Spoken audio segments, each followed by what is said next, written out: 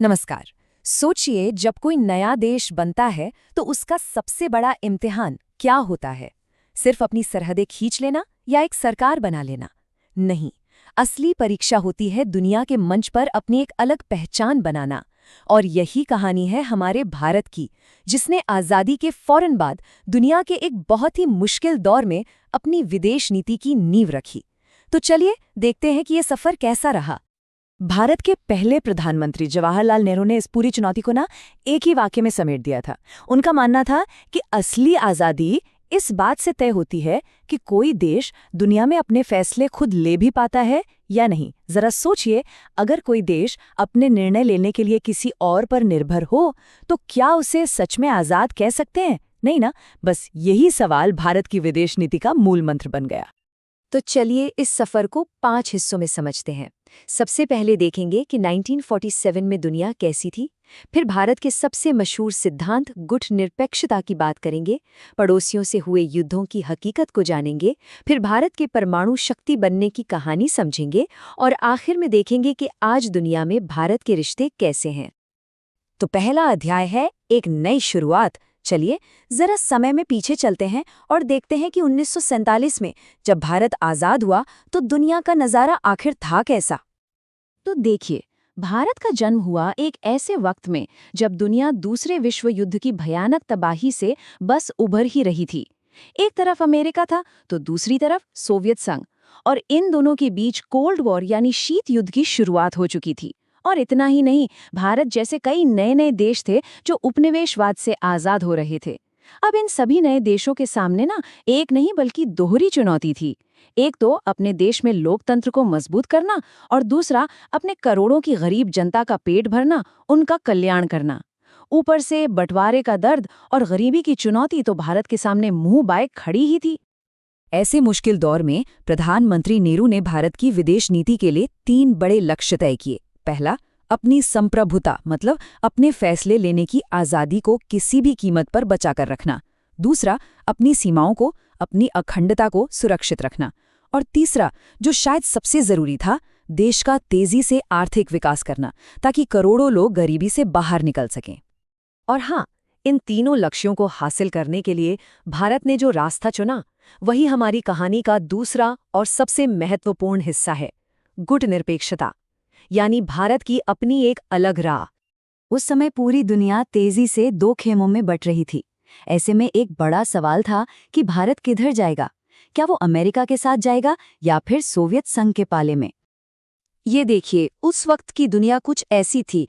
एक तरफ अमेरिका के नेतृत्व वाला सैन्य गठबंधन नाटो था और दूसरी तरफ सोवियत संघ का अपना सैन्य गठबंधन वॉर्सो पैक्ट।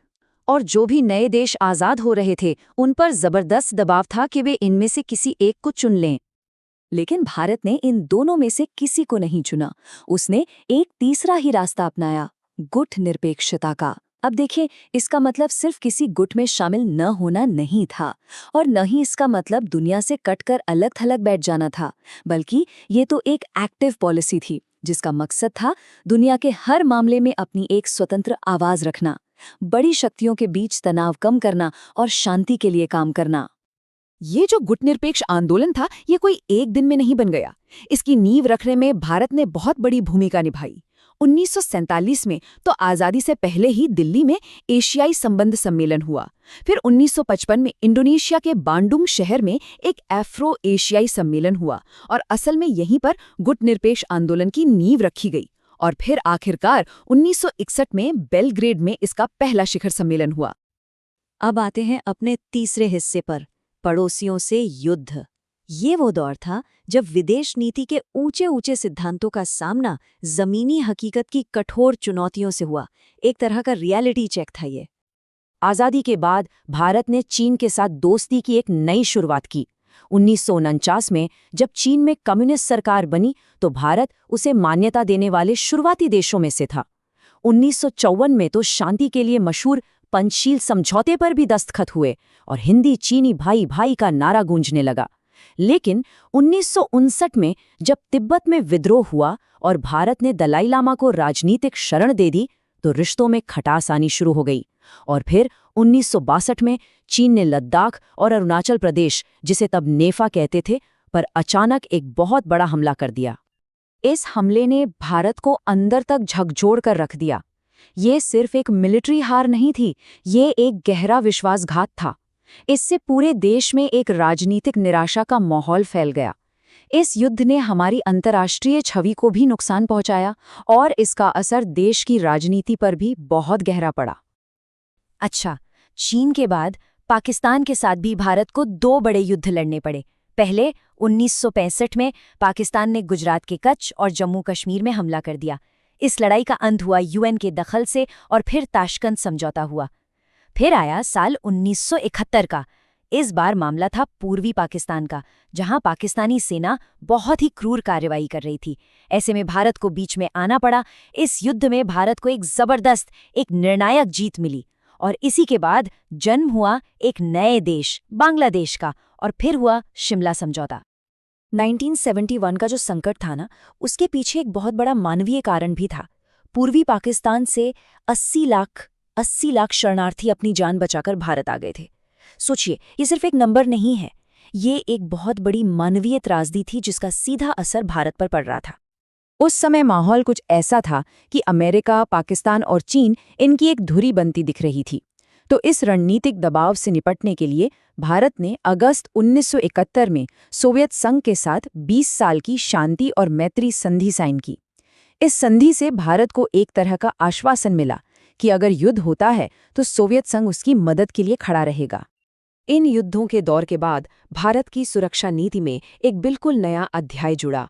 चलिए, अब हम अपने चौथे खंड की तरफ बढ़ते हैं, परमाणु शक्ति और नई नीति। देखिए, भारत का परमाणु कार्यक्रम हमेशा से ही शांतिपूर्ण कामों के लिए था, लेकिन 1964 में जब पड़ोसी देश चीन ने परमाणु परीक्षण किया तो सब कुछ बदल गया। इसके बाद दुनिया की बड़ी ताकतों ने एनपीटी यानी परमाणु अप्रसार संधि लाई।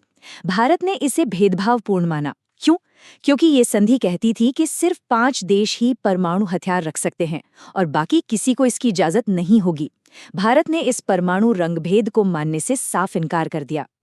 इन्हीं सब घटनाओं के बाद मई 1974 में भारत ने अपना पहला परमाणु परीक्षण किया। भारत सरकार ने इसे एक शांतिपूर्ण विस्फोट का नाम दिया और दुनिया को फिर से ये यकीन दिलाया कि वो परमाणु ऊर्जा का इस्तेमाल सिर्फ और सिर्फ शांतिपूर्ण मकसदों के लिए ही करेगा। और अब हम आते हैं अपने आखिरी खंड पर। इसमें हम देखेंगे कि कोल्ड वॉर के खत्म होने के बाद भारत की विदेश नीति में कैसे बड़े-बड़े बदलाव आए। 1991 में सोवियत संघ बिखर गया और इसके साथ ही कोल्ड वॉर भी खत्म हो गया। दुनिया का पूरा ढांचा ही बदल गया। इसके बाद भारत की विदेश नीति भी ज्यादा प्रैक्टिकल हो गई।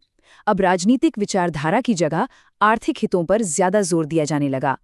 अमेरिका के साथ रिश्ते बेहतर हुए, रूस के साथ रणनीतिक साझेदारी बनी रही और पड़ोसियों के साथ बातचीत और आर्थिक सहयोग के जरिए रिश्तों को सामान्य बनाने की कोशिशें और तेज हो गईं। तो आज़ादी से लेकर आज तक भारत की विदेश नीति ने एक बहुत लंबा सफ़र तय किया है, सिद्धांतों, संघर्षों और बदलावों से भरा हुआ।